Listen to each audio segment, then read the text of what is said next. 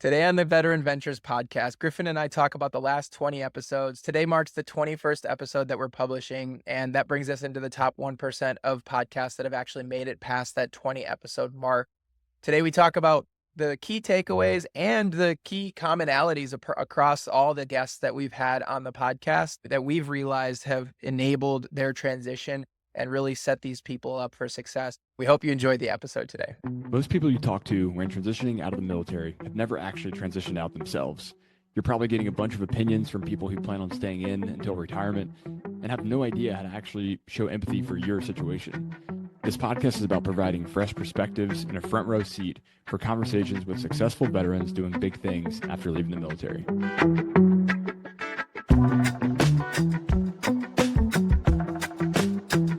All right, we're live. We're live. We've just been chatting for the last 30 minutes, but congratulations on making it to the top 1% of podcasts. Yeah, I was looking, and who knows how reputable these numbers are. You seem to find a different number everywhere you look, but it's probably because of the different platforms and things. But somewhere between 4 to 6 million podcasts out there. That's a small number. Right. That's ridiculous. There's so many podcasts. But the crazy thing is, almost 50% don't make it to past episode 3. Just think about that for a second. There's like 4 million graveyard podcasts out there with 3 episodes. But some say it's even higher than 50%. But then only 1%, to your point, make it to 21 episodes. And so why do we record this special episode? Because we made it to episode 21. we survived. We survived. And I mean, like, there's no slowing down in the future. I mean, it seems like there's a lot of interest. People are really enjoying at least coming on here and giving their perspective for transitioning service members. I mean, people who have listened to the podcast, I've heard feedback from people that are interested in it and like find little tidbits that I didn't even think were going to be highlights, but they were for those people. So it's been rewarding on multiple fronts. I've taken away some really great things that I've used in our businesses. And yeah, it's been an enjoyable time with you over the last 6 months or so. Yeah, easily one of the biggest perks is having an excuse to shoot it with you on a regular basis, which has been great. But likewise, I've heard such great reports from both from friends and family that listen and really enjoy the guests that we have and our musings on the show, but also complete random people from, on social media, on LinkedIn, elsewhere, that reach out and just thank us for what we're doing, and which is, it's a great feeling to know that somebody's listening and somebody is getting some value from the show. And just like you said, I've gotten immense value from talking to these people. A huge surprise on my end is that a lot of these people that we reach out to come on the show as guests are just so eager and willing to freely offer their time and advice to people transitioning, because it means so much to them to give back to the military community. And that's just been a resounding theme throughout this whole time. Is there's a plethora of very impressive people out there, and they're all, for the most part, I think we're like a 99% hit rate in getting guests on the show that we reach out to, which is crazy. I thought it would be the exact opposite, but they're all just so willing to give back, and that's been really cool to see. Yeah. Still working on JD Vance, but I feel like we've gotten such unique perspectives. It's not like a cookie cutter veteran who we have had some themes, and we're going to go through some of those themes today. That's the whole point of this episode. But we've had such unique guests on that all have their own stories, all have their own things. So the more episodes that we have, I think the more likely that somebody will connect with somebody on here. And I think each episode has something to take away, because this whole life of experience that this person is going to come on for an hour and talk to you about, specifically honing in on their transition, it's been really great. And for us too, mid-transition, a lot of these takeaways probably spoke to us because we are right in the midst of it. And I think, our goal is to continue to grow and get better and move forward. And this podcast has absolutely helped me hone in on some things that I want to do. So it's been 100%. Fun. Well, in light of the one question that we ask every guest, the one ask and one give, our ask is, if you know someone amazing, like, we're always looking for great guests to bring on here. If you have feedback on the shows that we've recorded or upcoming shows, we're always open to feedback. You and I are pretty easy to get a hold of, social media and otherwise. So we would love to hear what people like, what they don't like, what they'd like to see on future episodes, etc. Because the goal is ultimately just to help people that are transitioning out do so more effectively and make the transition process easier, one conversation at a time. So that's the goal here. And likewise, this show is basically what you and I wish that we had when we were leaving the army.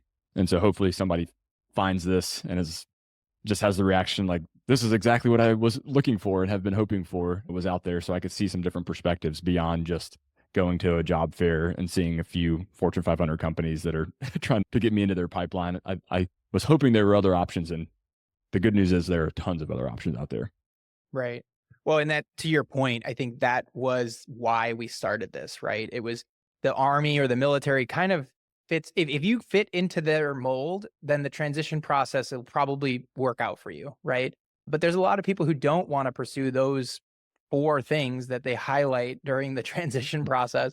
And what we're trying to do is highlight that there's other successful people out there who broke the mold and did not do exactly what you would think the natural progression would be for when you transition, whether you're transitioning out as a specialist or a PFC who got a felony or a colonel, right? There's so many different people that are transitioning out, and the opportunities out there are really endless. One of the things we wanted to highlight from one of the kind of the big key takeaways was being intentional with what you're trying to do. And I think with that, everybody on here on the podcast, of course, they're talking about their transition, but the success that they found was from doing like actionable things and working towards their goals. Some of them wrote them down, but they all did specific things that were like micro goals in support of their long-term goal. And I think that was one of my biggest takeaways from the last 20 episodes was things aren't just going to be handed to you. Yes, you're a veteran. Yes, people love to hire veterans because they show up on time and they do what they say they're going to do and they do these things well, but you have to be intentional about what the path forward is or else you're not going to get to the end goal. Absolutely. Yeah. We love the fact that we've had guests on here that have been PFCs that got kicked out of the military all the way to colonels and beyond that either retired or left of their own accord. And so we've had that wide array of experiences, but to your point, that is a very present theme throughout all the conversations is that they were very intentional about their actions afterwards because while there are infinite opportunities out there, you do have to go chase after them. And the good thing is that's what we all get great at doing in the military anyways, is finding what a yes, figuring out how to accomplish the mission. And that's exactly the same way, the same mindset that needs to be applied to the transition process is really going after it.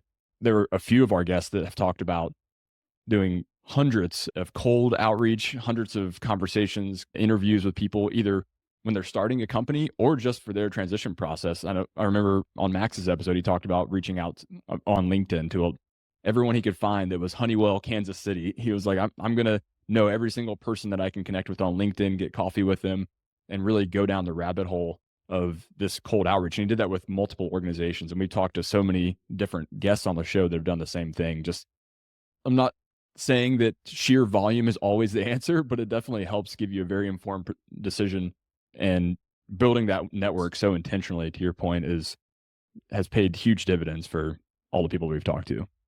Right. And even Chris Sandor talking about like just finding people who have done what you're trying to do. And there might be three different options for you. Well, find three different people in three of those different options. And now you have a perspective from them. Maybe they're going to give you a perspective about business school that you didn't understand before. Because if you haven't gone to business school, you don't know. You don't know if that's even the right option for you. It might be on paper exactly it's what other people do. And a lot of our guests have chosen the business school route. But you might talk to somebody about what business school actually is and find that it's not the right call for you. And having those conversations with people who have done it before you is a really great way to at least get the ball rolling. Eric Upchurch was talking about how just having individual courage to go talk to people Mhm. and that it's somewhat uncommon, but just choose it's actually not that crazy. And people don't think you're crazy when you go approach them and talk to them, especially if you're not looking for anything.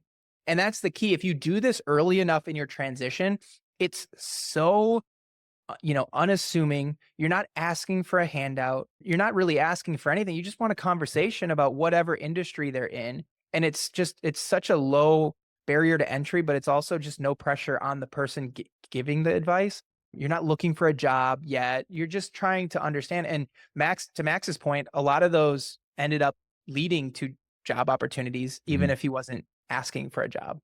I love the phrase, ask for advice and people give you money, ask for money and they give you advice. Falls right in that. Right. Like when you have these conversations, simply ask for advice, show that you're a curious person, show that you're capable, follow up, like we've talked about on a number of episodes. And funny enough, that will turn into money or to a job offer, to what you're actually seeking in the long term.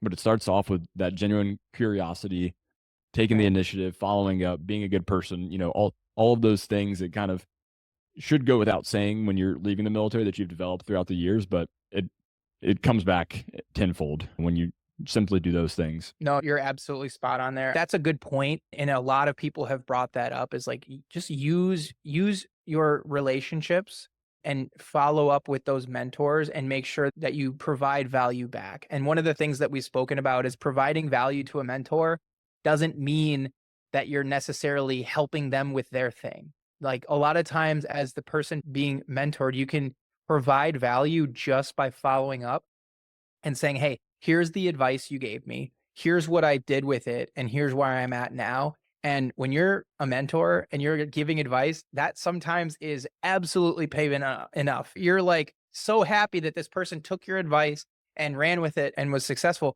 But if you never do that follow up, then it's hard to actually like pay back a mentor in a way because no one's looking for money or the payment in a different kind of way. But people are they want to know that their time was well spent, and I think that's the key in getting those mentors to invest even more time and effort in you is just giving them that payment back of making them know that what they did was worthwhile.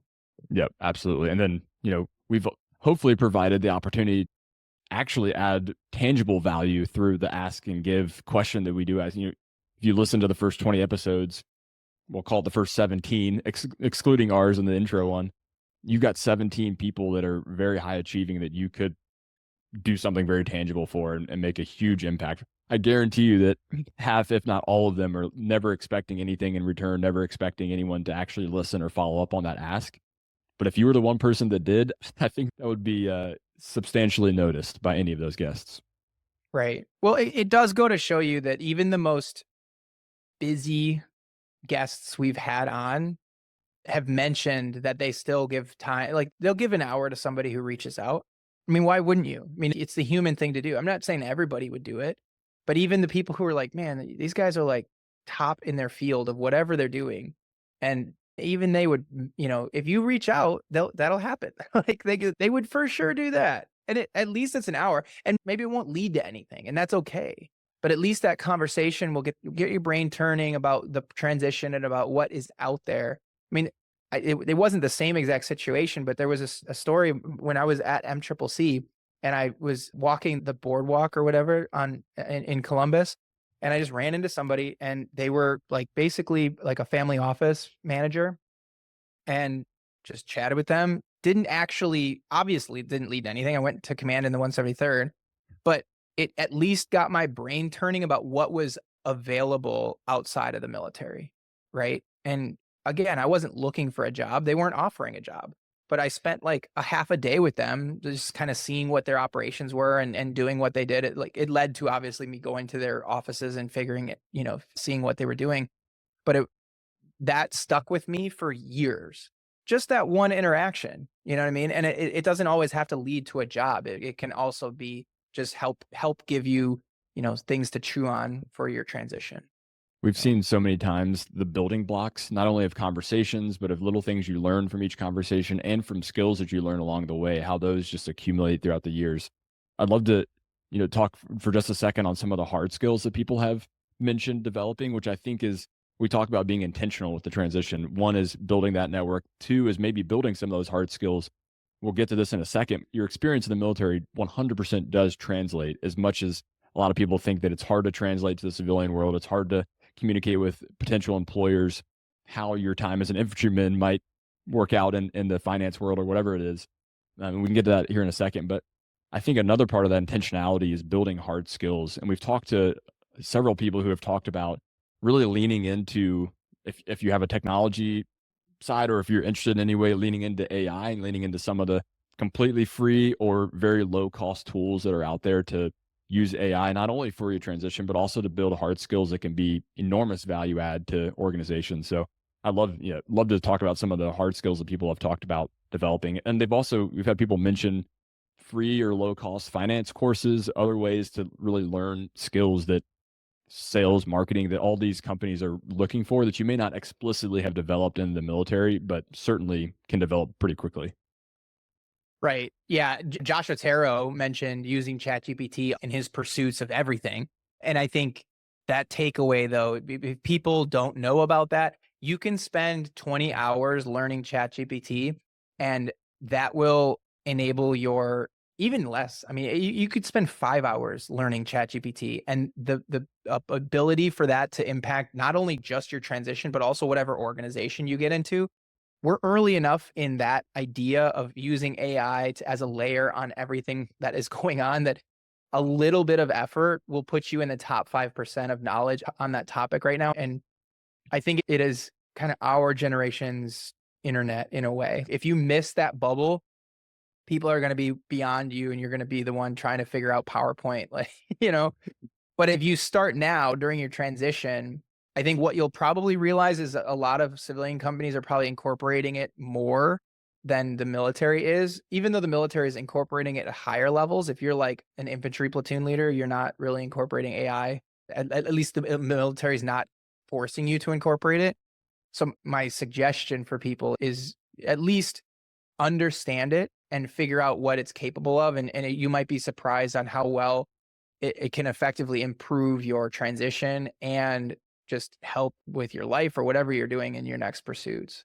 And we talked about that in specifics on some of our episodes, especially in the one with Josh. What are some, not to put you on the spot here, but what are some ways within the next, call it week or a couple weeks, that someone who wants to develop that muscle could do it? How would you recommend somebody to go about that?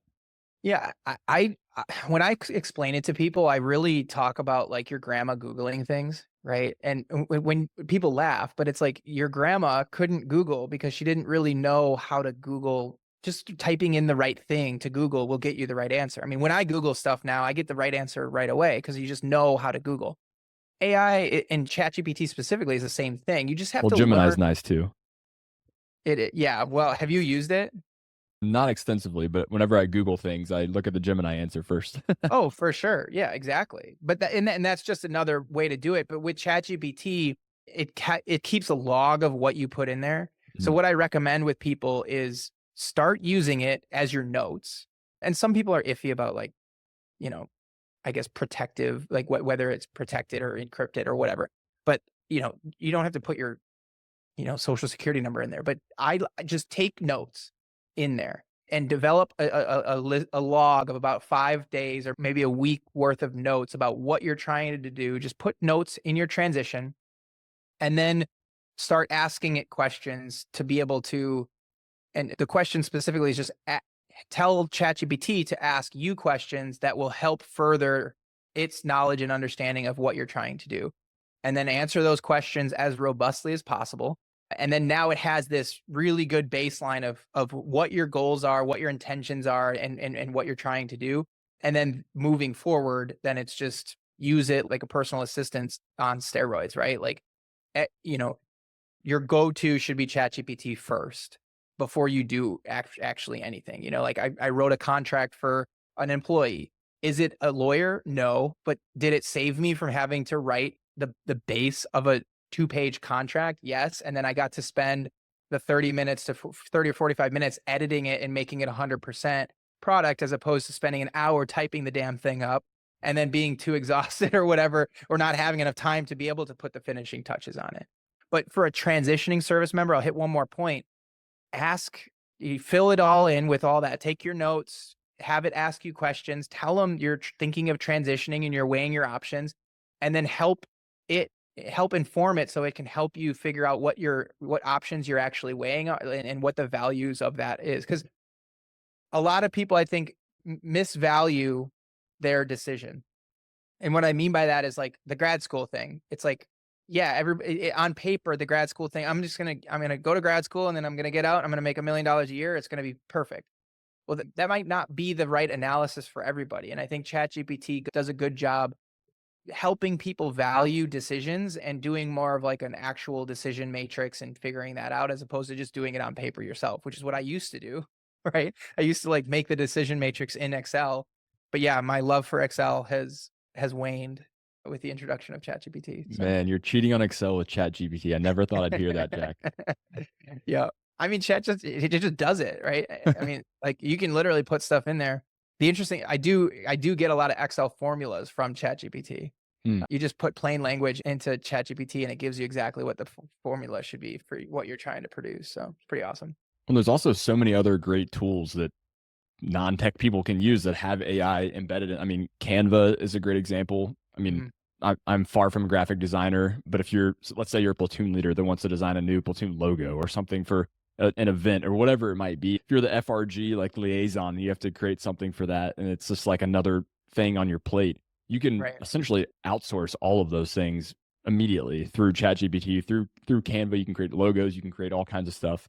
Even Adobe Pro has AI embedded in it now. So, I mean, the opportunities are endless, but to Jack's point, lean into it and really start leveraging that. And that really is one of the hard skills that you can start developing as you're getting out, because it is a nebulous thing to say, I've got this skill of leadership or I've got this skill of like figuring things out. And you do have those things. And those are things that organizations are looking for, but they also are looking for hard skills like being able to leverage technology, being able to use AI in a practical way, being able to do financial modeling, which by the way, AI can do for you. Like all of these things can Right. be developed, uh, pretty easily and pretty quickly, especially given the pace of how things are at this point. So Right. I think that's a great point.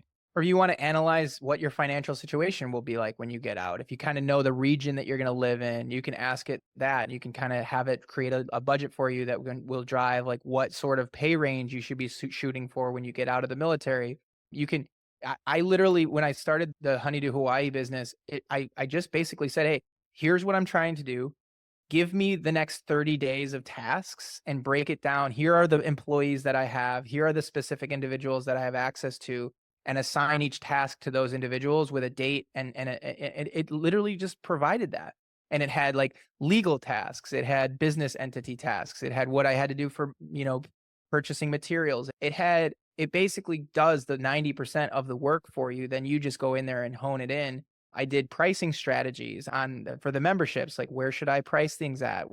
It's endless. It literally is endless. It's just how you use it and how you build it. And you can't just expect it to be good right off the bat. You just need to go in there. Like I said, my recommendation, take notes and just start feeding it as much information about your situation as possible that you feel comfortable with. And yeah, go with that. I think I have this idea. I'm not sure if I'm going to do it, but it's a verge of like, what should it be encrypted or what should you be putting into ChatGPT? But I had the thought, could you put your medical records in there and have it tell you what you should claim for your VA disability, right? And that was to me, I'm like, I wonder if these VA disability claim experts are doing that as opposed to sifting through it themselves. Frankly, it'd probably be better than an individual looking through it and giving you, ideas on what to claim and what wouldn't be able to be claimed. I haven't So, connected with this guy directly, so I'm not going to mention him nor his company by name, but I do know a company that I am now following, from afar, kind of, that is doing that exact thing. It's an AI company around the VA claims process to make sure people are doing it accurately, getting what they should through the process, and really doing great work using AI for that whole thing. Because I mean, to your point, that's such a horribly antiquated process that needs to be updated in that way. right. But Well, I yeah, have to move not there. to get on a soapbox, but the VA should just have access to the DoD medical records. That's 100%. ludicrous. Ludicrous that you have to literally take a physical copy and upload it. It makes 0 sense. But while we're on the topic, I mean, I think it never hurts to reiterate the 3 things that we have people on all the episodes have said very similar things, and we just continue to hear the same 3 things that have paid major dividends for people down the road. One is taking your VA medical claims process seriously, making sure that you take care of that on the way out. It's not too late if you already are out and haven't done that, but make sure that you take that process seriously. And Um, I have one point on that specifically before you move on to the other 2. Treat the VA claims, the disability claim, it's not getting paid. It's not like disability. Like so many people think, well, I'm not going to do that because I'm not going to mooch off the government or whatever. Think of the payment from the VA disability as a future payment for possible medical expenses down the line, right? So if you have a hip issue when you're 60 because of something that's going on right now from the military, Jack, you don't that hit have to very pay close to home for both of us. You just yeah. happen to throw hip out there, huh? But it's true. Say 40 years from now, 30 years from now, you have to pay 100 grand for a hip replace. I don't know how much a hip replacement costs, but it'll probably be a lot of money. Part of that VA disability claim now, the payment is supposed to offset those costs in the future too, right? So don't think of it as, well, I don't need disability. I'm like, at least go through the process and make sure that you get the rating that these things should be on your record. So that way, 40 years from now, when you need a hip replacement, you're not like, well, it's definitely from when I, did that ranger assessment. And it's like, well, yeah, it probably is, but you didn't claim it then. So it's really hard to claim it now, so just do it based on the future you, not just based on whether you need the extra $1,000 a month right now, because that's not what it's about. The last thing I was going to say on the medical process, you need to claim things as early as possible in the process. Most guys, especially if you're in combat units or special operations units or airborne units or whatever, you never get on profile. You never actually go to any medical thing. Nobody wants to go to sick call or be that guy. And I'm not saying that you should. I'm not advertising for that in any way. What I am saying is you should have things documented and do that before you're on term, before you're about to be on terminal leave, before you're clearing post, before what all of that process. Actually, get those things documented because that is all that matters in the VA claim process is that you have documentation and that you have things tracked. So, just a public service announcement. I learned that the hard way, and that I had to scramble the last several months to get things documented because I had zero, like literally nothing. I had Mhm. surgeries and all kinds of stuff while in the service, and I did everything possible not to ever be on profile and not to have anything in my record because that's how we get to where we want to go. But that doesn't serve you when the time comes and you're trying to actually go through the VA process. So that's my 2 cents there. Yeah. Now transitioning to the VA home loan is the second one that we Yeah. recommend. I'll let you take this one. I was gonna Uh, have you're the expert. No, I mean, use your VA loan, right? Like, not home ownership isn't for everybody. Some people are very against it while they're in the military, and I get that. We're moving around a lot, but utilizing your VA loan, 0% down, it's one of the most advantageous ways for the average person to build wealth, right? Like, the fact that you don't have to put money down towards a house and you can basically start building equity in a home that you're living in right away, whether that's a single family home that you're just living in, a condo, or if it's like one unit in a fourplex that you're able to buy with your VA loan. There's ways to do it. And we've had some really great guests on that are true experts in the space of like using your VA loan to build wealth. But the fact is, far too few people know about the VA loan. I mean, my dad, went 40 years before he used his VA loan for the first time, but it's zero money down. It's the best interest rate, even though it still is zero money down. Like most of the time, a conventional loan, you don't get a good interest rate if you're not putting the 20% down, but a zero money down VA loan is even better interest rate than a 20% down conventional loan. So you're getting the best of both worlds. And, if it's something you can do, a lot of people buy houses at every duty station and they build this portfolio and they just rent them out. And it's getting harder and harder to make like BAH work for you, right? But it really is. You look at how much BAH you're giving up over a 3 or 4 year period or a 20-year Army career. You don't want to just throw that away. And once you're out, then the VA loan is even more lucrative because if you have 10% VA disability or more, then you don't pay the funding fee, which is small and able to be rolled into the loan. So it's still zero money out of your pocket to actually buy the house, but it's far better once you're out of the military to use your VA loan. So yeah, it does have to be a primary residence, can't be an investment property. So you have to move into it, but immediately, I mean, it's the rule is you have to intend on living there for 1 year. So, it's not something that you have to live in forever in order to use that VA loan. So yeah. definitely utilize it. Yeah, you can only connect the dots looking backwards, but if I I would have used I was lucky and was able to use my second VA home loan for a multi-unit place, a 3-unit property, which was fantastic. But yeah, Mhm. if you can find a 3 or 4 unit place, use the VA loan to buy that whole thing for $0. I mean, I think it's probably the number one way to build wealth using what's readily offered to you by the VA and by the military process. So it's a Right. no-brainer. And you can use it more than once. So a lot of people tell me like, "Oh, I'm just waiting to use it on my retirement home." You can use it many times. If you're under the loan limit, then you can buy multiple properties under the same VA certificate of eligibility. And if you're over the limit, as long as you sell those houses, then you can reinstate your certificate of eligibility and buy future homes. So there's many ways to use it to build wealth. And you can reinstate it one time, or has that changed where you can reinstate it multiple times? When you sell the property, you can reinstate it infinite times. When you are refinancing, so say you wanna free up your VA loan to buy another house and you wanna keep that property, but you refinance the VA loan onto a conventional investment loan, that's a one-time restoration. So if you maintain ownership of the property, you can free up your VA loan one time. But if you sell the property, you can maintain your VA loan through hundreds of sales. There's no limit. Yeah. Yeah, point being, I mean, it's incredible. And if you, let's say, I mean, I had buddies that bought a place in Tacoma. It appreciated like crazy. Not saying that's going to continue forever, but it appreciated like crazy. And then they ended up selling it and then using their VA home loan again at the next duty station. And they made all the tax free money because they lived there for 2 years on the place that they bought in Tacoma. So Right, it's an right. amazing way to build wealth. And I think everyone should at least look into it, talk to people like Jack or some of the people we've had on this episode who are really experts in using it in a great way.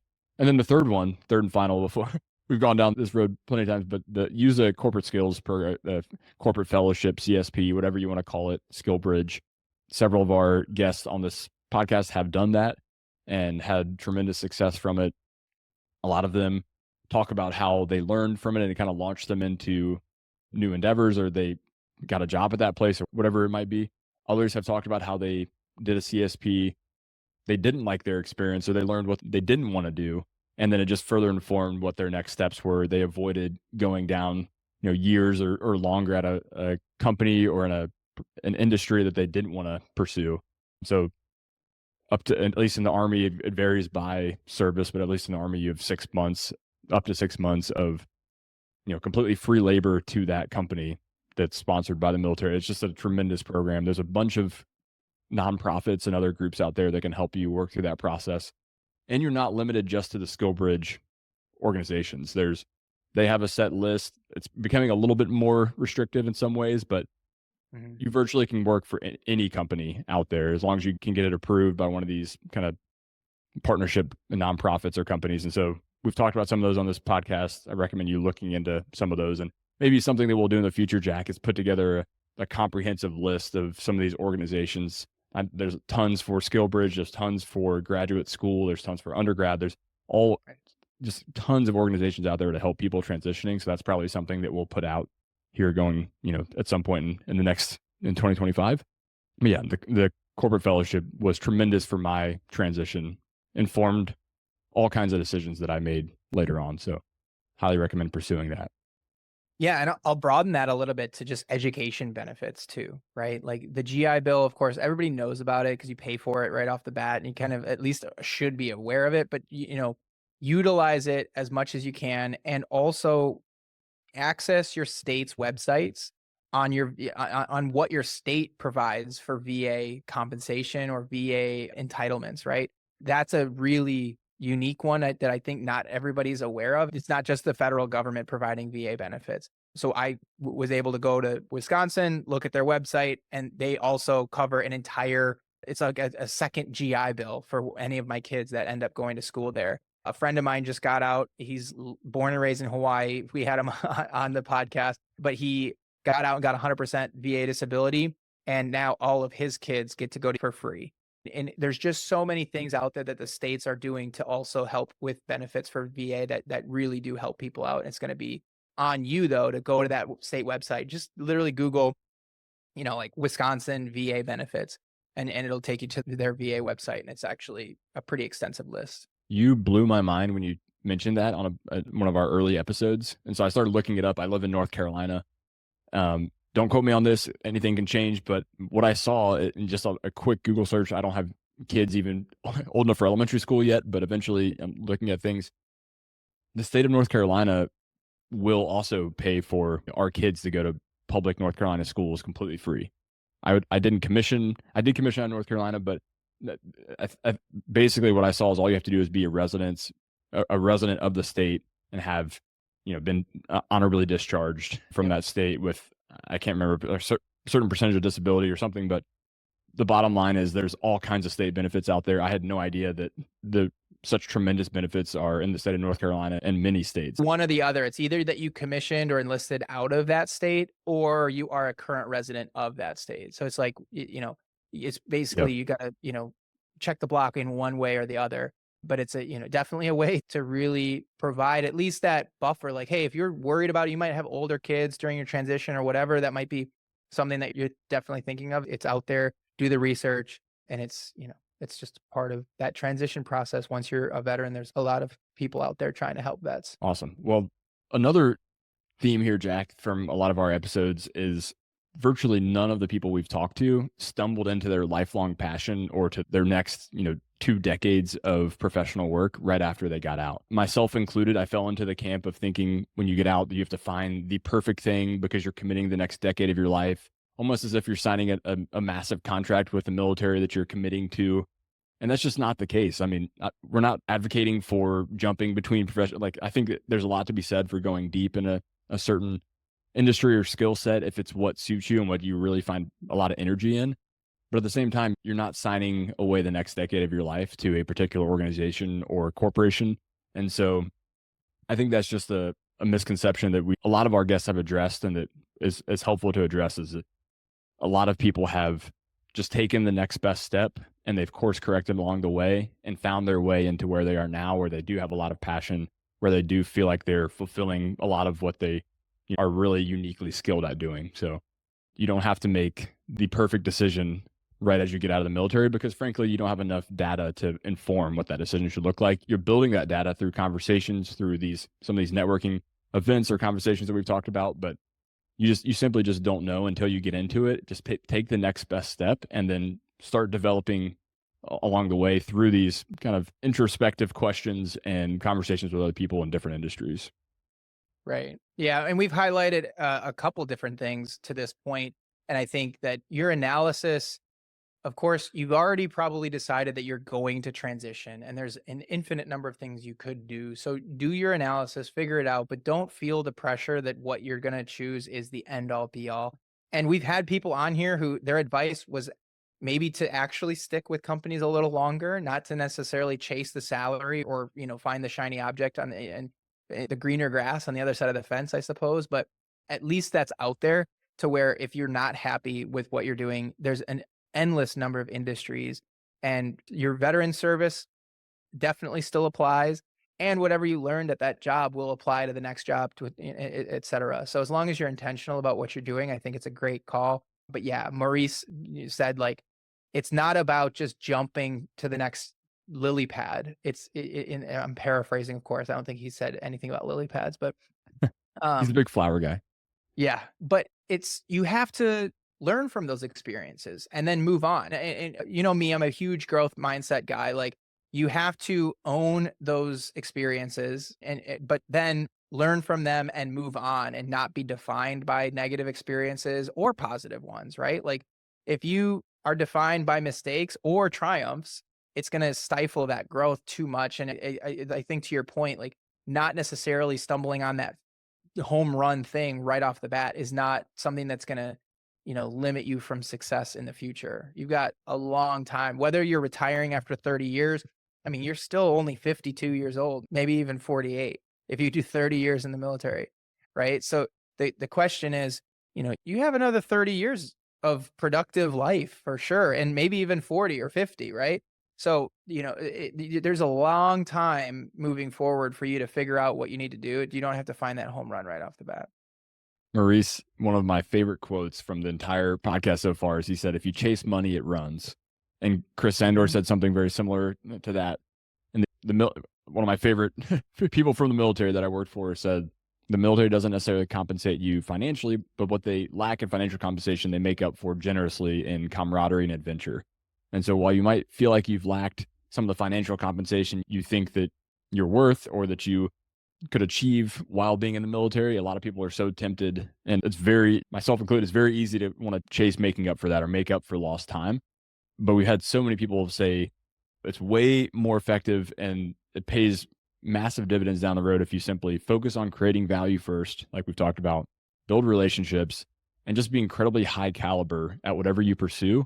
And the financial results will follow. And so many Mm. people have echoed those sentiments that it's not about chasing a paycheck that's 20% higher than where you currently are, or chasing. Some people have even said you might have to take a slight pay cut when you leave the military in order to get into the right position to then quickly make advances from there. And so we talk about having that wide array of perspective that can then help inform your decision afterwards. I think some people have mentioned going to work for a small company or even a startup where you have to wear multiple hats. It's kind of like being an XO again, or being back in a lot of military positions where there just simply isn't enough manpower to do what is required.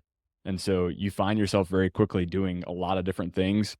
It's pretty hectic, but in a great way. You're getting exposure to all kinds of different functional areas within a company and can help you determine what you don't like, what you really do like, and what direction you want to go after that.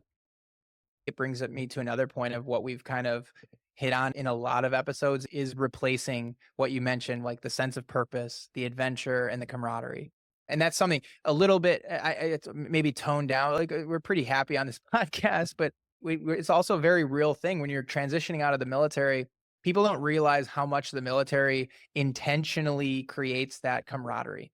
You're with each other every day. You're working out, you're getting the endorphins going. Like even if you like are kind of annoyed with your job, you're still building relationships with people, and that's literally intentional. That's a huge part of the military. That goes away when you get out, unless you're specifically, keeping that and intentionally finding those relationships, building those relationships, and it's not the same. There's nobody that's going to meet you for PT. You're not going to find 10 guys that are going to meet you for PT every single morning. That's just not the way it is in the civilian sector, right? You might be able to find one gym buddy that you go to the gym with, but what you can find though is you can intentionally seek out relationships and pursue like professional, you know, people that are like-minded with you, have the same goals, objectives. I think we've talked about in the past, like hang out with people for multiple reasons. One, if they professionally align with you, like they have the same vision or goals, maybe hang out with them if they're just good people. If you can find people that are both, then great. But that's something that needs to be intentional. And it's kind of sad to say this, but it needs to be said. Like for people who are in the military, you will have individual relationships that last beyond the military, of course. Like look at you and me, right? We reach out to and maintain relationships with individuals, but the military will continue to roll past you and it won't really reach back out, right? Like you're done. You're moving on. You have those individual relationships, but there's nobody looking out for you the second you get that DD-214, it's kind of over. Nobody really seeks out to help you. And there's a lot of veterans who are dealing with issues and crises that actually kind of, they're realizing that there's not a lot out there. So our point is be intentional about replacing some of that sense of purpose. Find things that are outside of just your professional goals, whatever you're doing to create a business or your new job or whatever. Find things that are outside of that are going to help fill the gaps that are created by leaving the military. Sorry, 100%. that was a long. No, it's important. I mean, several people, Eric Upchurch is a great example of this from our episode. He talked about acknowledging the emotions of leaving and realizing that you're coming down from a concoction of chemicals that you experienced while serving, a ton of adrenaline on a daily basis, depending on your job, that you're not, in most cases, experiencing in the civilian world after service. And that's a potent thing to have to recover from and realize that that does have effects that may not make sense at first or may be difficult to deal with. And we've talked about reaching out to people you served with, continuing to stay in touch. I love your point on, it takes intentionality to maintain those relationships. And I think the military has a way of kind of curating those relationships in a way that the civilian world doesn't. It's very easy to start isolating just kind of naturally. especially if you work remotely or if you're in a company that doesn't have a lot of people that are kind of the same, level of achievement or care as much about their physical activity. But yeah, really be intentional about maintaining those relationships. And a pretty helpful metaphor or kind of comparison that I think, I've taken in relationships. Is this a couch friend or a treadmill friend? Is this someone who, after I interact with them or after I'm with them, do I want to go sit on the couch for a while because I'm worn out? They kind of sucked all the energy from me. Or am I pumped up to go conquer the world and I need to jump on a treadmill to get my energy out? Like after I talk with you on these episodes, I need to go jump on a treadmill because I got so much energy from all the great things that you're doing, from ideas that we bounce off each other, from the people we talk to. It's just pursue those people that give you energy. And you have to be much more intentional about that out of the military, because in the military, it's just kind of naturally who's there with you. And there's a lot of like minded people, especially in elite units. But that's not the same outside. Yeah, and yeah, this isn't exactly the same, but what you just mentioned, I heard this thing recently and it was like, "Don't hang out with candle blower outers." Are And those it's mouth breathers? right. No, but it's so true. If you're finding yourself surrounded by people who are blowing out your candle, like, that's not who is gonna help you pursue your goals or pursue, like, happiness. Even if it's not even if your goal isn't to somehow, like, create a billion-dollar company, right? Like, that doesn't have to be everybody's goal, and that's perfectly fine, but don't hang out with people who are blowing out your candle constantly, you know? Find people who are gonna help enable your candle and, and like you said, give you energy, get you excited about what's going on. That's such a good point, and it's hard because a lot of who we hang out with is proximity based, and you don't realize that in the military. Maybe you do, like, but you PCS and you're like, oh man, like I'm still good friends with that person, but I haven't spoken with them in 6 years. And they were like your best friend for like 2 years straight. And you haven't spoken with, like it's crazy that happens, but it is proximity based. It's like you work with people, we're in a position now, we don't really work with people, right? We have people on the team and stuff, but we're not like in an office working with the same people every single day. It's very different than how the military was, where you've got probably 10 or 20 people that you see on a daily basis, like say you're on a staff or whatever. Whereas when you transition out, depending on if you join a big company, then it might be that way. But it's interesting. It's a whole different type of thing for people who are getting into entrepreneurship. It is. And you also mentioned finding a more purpose, finding a deep purpose and why after the military, because it's so omnipresent when you're serving. It's like we're all working towards the same goal. It's very clear. But when you're out, we've had a number of guests on here talk about. I mean, Eric Upchurch is a great example. He was literally about to go on the John Muir Trail and do this phenomenal hike with friends to raise money for nonprofits and ending veteran homelessness. We talk about we talked to several. Mike Shervikov, who is with the Veteran Fund. He talked about building homes in Mexico for underserved communities. I mean, all of these guys talk about doing, whether it's humanitarian work, whether it's a large purpose with the company you're starting, like Andrew Steen, who is working to help the struggle with substance use. So, I mean, I think that's a very clear theme too, is finding some sort of purpose, whether it could be in your work, it could be outside of your work in a humanitarian cause or giving back to others, giving back to other veterans, which a lot of our guests have pursued and been doing. But finding something that kind of scratches that purpose itch is so important.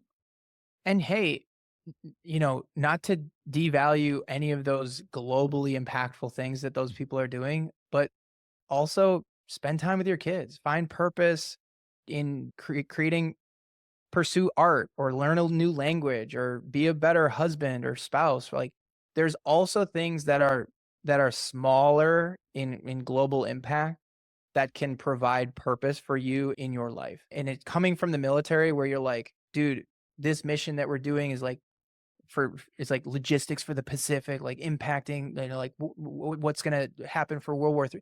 And then you go and you're like, oh man, I'm like helping somebody buy a house, and it's just as impactful to those people. It's a big impact, but it's also not, you don't have to find purpose just in helping the world. I mean, go for it. If you have the capability and the ability to do that, I love people who are doing that. But that's not everybody's calling either, and it's perfectly fine to raise a good kid and to be a good husband and to go to work and be happy, right? Like that's some of the greatest minds in the world are failing on that front. You Absolutely. know? No, really well said. Does not have to be some sort of grandiose vision of service. One of my favorite quotes is make the ordinary extraordinary. And there's a lot of ordinary things like showing up for your kids after work hours or teaching your kids to love other people and really care for them. There's so many little kind of what you would call ordinary actions that can have extraordinary results and really be that way of finding purpose and giving back to community and to the ultimately to the world, making better people. So really great point. I just wanted to thank you. I think you've put a lot of effort into getting, a lot. My effort in getting guests on the podcast have been people I know. You've been reaching out, doing that cold calling, having that personal courage to actually reach out to people randomly, and you've gotten a ton of really big names. So thank you for what you've done to help, provide for this podcast. And I appreciate. I can't wait to see who we're going to have on in 2025. But this is a highlight. I know. I don't know. I don't know how much you talk about it outside of just doing the podcast, but I'm constantly thinking about it, constantly trying to go back in my brain. Like, okay, what did we talk about? Why did that person make this decision? How is that impacting my businesses and the decision making that I should be doing? So I just wanted to thank you for putting that effort in. And again, it's been fun. Well, thank you for that. And I appreciate your amazing contributions to this podcast and the success that it's had so far and will continue to have. And it's been an absolute pleasure having an hour plus with you on a weekly basis, which would not have been graced with otherwise. And I'm incredibly excited about what's ahead for this podcast in 2025. I also want to take the chance to just thank everyone who has listened to one episode, has listened to one of the clips that we've made, that we've posted somewhere, just for taking the time to be part of this community and part of this effort that we are putting in to try and just help people that are leaving the military have a better and more fulfilling life afterwards. So thanks for the input there. Again, we'd love any feedback on things that we've talked about, guests we've had. We always love introductions to great people. And yeah, we've got big plans for enormous guests that I think will have tremendous insights for people and make the transition process easier, one conversation at a time. So thanks to everyone for being part of this. Thank you, Jack, for being a tremendous partner in this venture. And the veteran venture continues.